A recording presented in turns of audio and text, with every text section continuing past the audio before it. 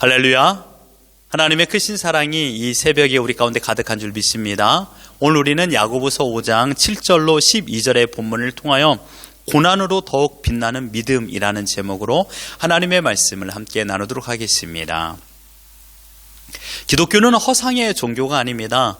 변화산 위에서 영광된 시간을 보내는 것보다 변화산 아래에서 고통 가운데, 고난 가운데 보내는 시간이 더 많습니다. 그렇기 때문에 기독교는 언제나 실제적인 이야기 속에서 펼쳐지고 있습니다. 이 실제적인 이야기, 고난과 어려움 속에서 어떻게 믿음을 지켜나가야 될 것인가를 말씀하고 있는 것이죠.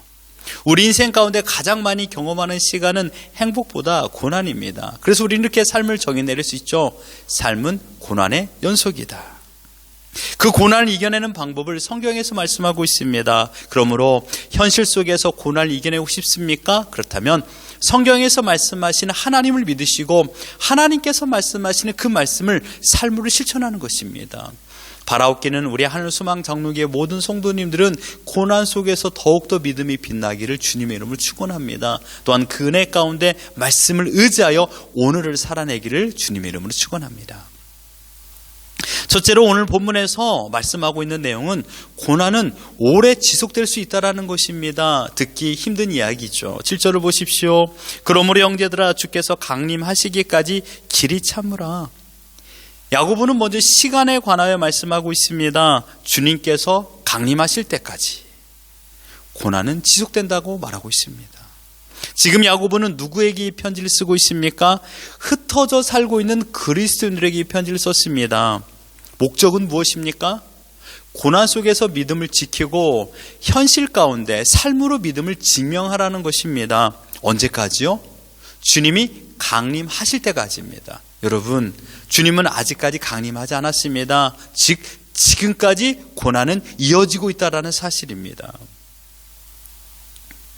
초대교회가 시작되고 나서 한 사람이 예를 들어놓고 본다라면 초대교회가 시작하면서 태어난 한 사람이 지금 이 서신을 받을 적에 30살이 되었을 것입니다.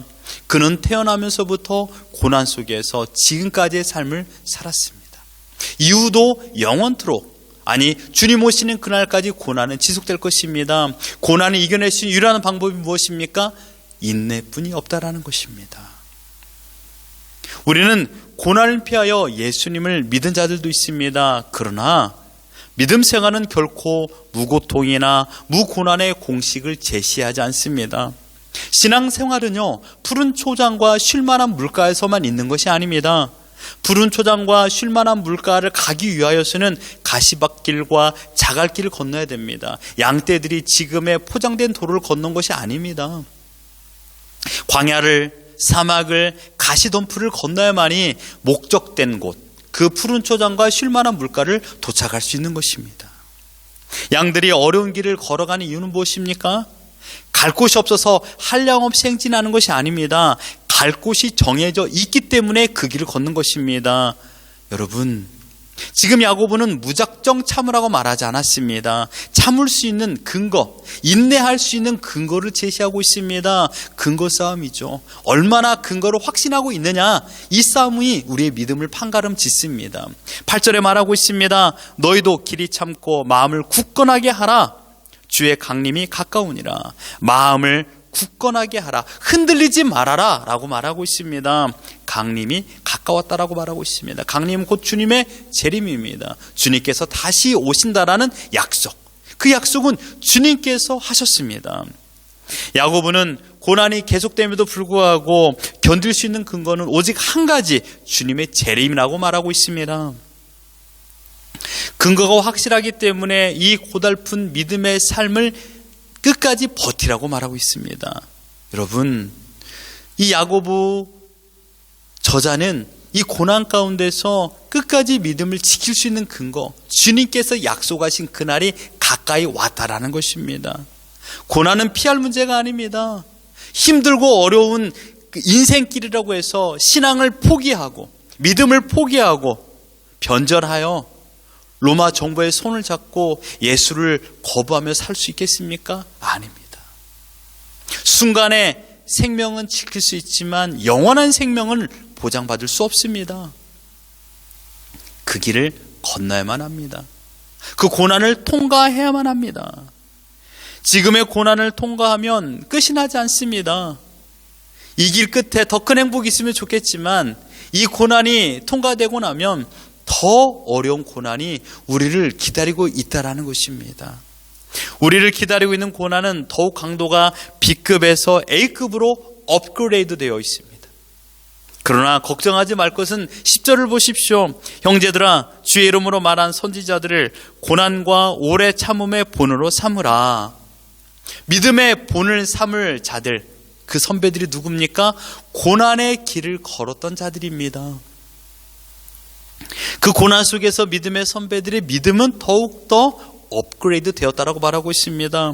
고난의 강도가 B급에서 A급으로 업그레이드 된 것처럼 우리 믿음의 선배들도 하나님을 향한 신뢰의 마음이 더욱더 커졌다라고 말하고 있습니다.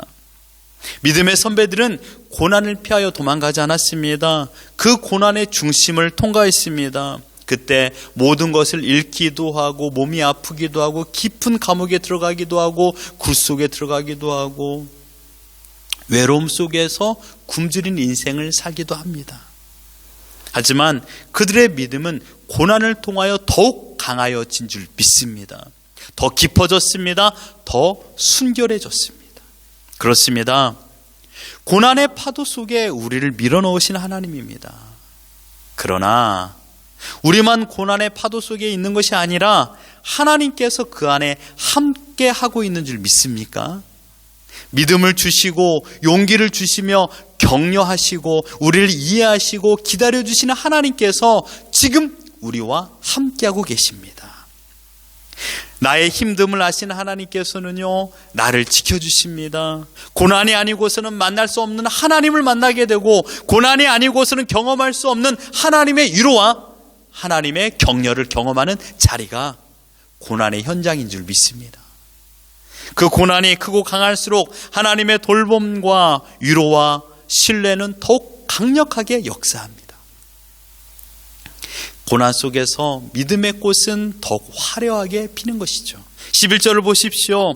보라, 인내하는 자를 우리가 복되다 하나니 너희가 욥의 인내를 들었고 주께서 주신 결말을 보았거니와 주는 가장 자비하시고 긍휼히 여기시는 이시니라. 아멘.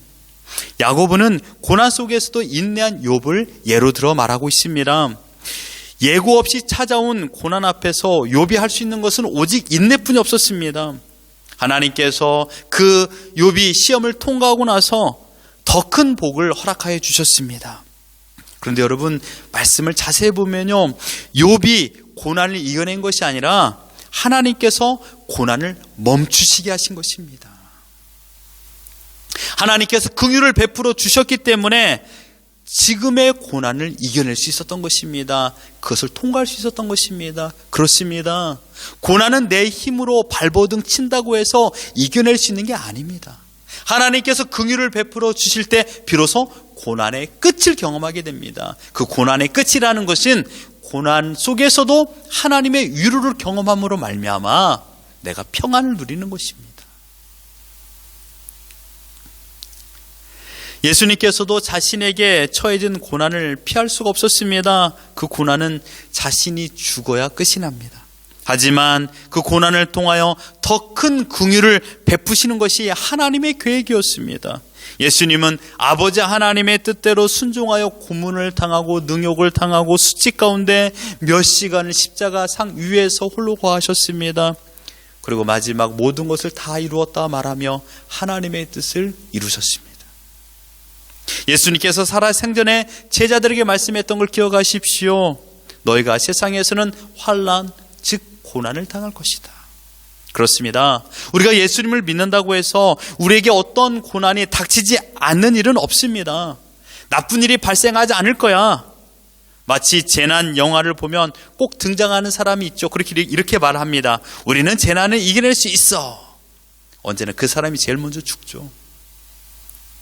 본문 12절에 말씀하셨듯이 헛된 망상이나 헛된 맹세, 헛된 믿음의 외침을 할 필요가 없습니다. 우리에게 고난이 없을 거라고 성경에서 말한 적이 단 한 번도 없습니다. 이런 상황이 지금 야고보 저자는 흩어져 살고 있는 신자들에게 고난에 연속된 삶이라 할지라도 결코 믿음을 포기하지 말고 소망 가운데 하나님을 바라보라고 말씀하고 있습니다. 지금 이 서신을 쓰고 있는 야고보는 하나님의 보호 아래 아무런 적들의 공격을 받지 않는 곳에 있는 곳이 아닙니다. 바다 위에 있는 것도 아니고 하늘 위에 있는 것도 아닙니다. 그는 지금 고난의 가장 중심, 고난의 태풍의 는 속에 있습니다. 가장 두렵고 가장 무섭고 가장 힘든 과정 속에 있습니다. 그러함에도 불구하고 자신보다 믿음이 없는 자들에게 이 서신을 쓰고 있는 겁니다. 고난이 힘들수록, 고난이 강도 높을수록 주님의 재림은 가까이 왔다. 그러니 그 재림을 소망하며 지금의 현실을 이겨내라고 말씀하고 있습니다. 야고보가 이렇게 처음부터 강력한 신자였을까요? 아닙니다. 그는 예수님의 존재를 부정했던, 예수님이 나의 구원자가 된다라는 것을 거부했던 사람이었습니다. 그가 예수님의 부활과 승천을 곁에서 보면서 예수님을 믿게 된 것입니다. 예수님을 보내신 하나님의 존재를 믿게 된 것입니다. 죽음을 이기시고 부활하게 하시며 천국으로 올라가게끔 하셨던 그 권능을 베푸신 하나님을 믿었던 것입니다. 그리고 그분만이 베풀어 주시는 긍휼을, 하나님께서 베풀어 주신 긍휼을 신뢰하며 하나님을 의지하며 체험적인 확신을 믿음으로 갖게 되었던 것입니다. 고난이 깊을수록, 절망이 가득할수록 야고보는 더욱 하나님을 신뢰하였고 하나님을 의지하였고 하나님만을 소망하였습니다. 오늘의 짧은 구절은 우리에게 고난이 없을 거라고 말하지 않았습니다. 고난이 있지만 그 고난보다 더 크신 하나님의 소망, 즉 주님의 재림이 있다라고 말씀하고 있습니다. 고난 속에서 믿음은 더욱 빛이 납니다. 사랑하는 성도 여러분, 주님은 고난 속에서 죽임을 당했지만 하나님의 능력의 손으로 다시 살아났습니다. 우리는 고난 속에서 살아가는 법을 예수님을 통하여 배우게 되었습니다. 그분을 사랑하고 그분을 신뢰하면 그 고난 속에서 나만 존재하는 것이 아니라 주님의 피 묻은 손이 나를 붙잡고 있다는 것을 우리는 알게 됩니다. 우리에게 허락된 인생만큼 고난도 지속될 것입니다. 그러나 여러분 결코 믿음을 잃지 마십시오. 어제 시간을 보낸 만큼 주님의 재림은 하루 가까워졌습니다. 그날이 언제인지 모르지만 그러나 우리는 끝까지 9절의 말씀처럼 원망하지 말라. 제가 자주 말씀드리지 않았습니까? 어려움과 힘든 일이 찾아올 적에 쉬운 선택하지 마십시오. 쉬운 선택은 원망과 불평입니다. 그러나 어려운 것을 선택하십시오. 감사와 기쁨입니다. 그 어려움과 힘듦을 감사와 기쁨으로 반응하는 것은 매우 힘든 것입니다. 그러나 주님께서 우리에게 원하시는 것이 무엇일까요? 원망과 불평일까요? 아닙니다. 이 일에 하나님의 거룩한 돌봄과 인도가 있다라는 것을 믿고 감사하는 것입니다. 감사와 기쁨으로 사십시오. 심판주가 지금 우리 문 밖에 서 계십니다. 지금도 살아계신 주님은 영원한 생명을 주관하고 계십니다. 그 주님께서 우리를 외면하지 아니하시고 구원의 긍휼을 베풀어 주신 줄 믿습니다. 주님의 재림을 소망하십시오. 주님께서 언제 오실지 우리는 알지 못하지만 오늘 주님께서 오신다라면 우리는 기쁨으로 맞이할 준비가 되어 계십니까? 온전히 주님을 바라보십시오. 주님을 의지하십시오. 고난 속에 더욱 여러분의 믿음이 빛을 발하기를 소망합니다. 이러한 은혜 가운데 오늘을 기쁨과 감사로 살아가는 바른 신자다운 삶을 여러분의 생으로 펼쳐나가기를 예수 그리스도 이름으로 축원합니다.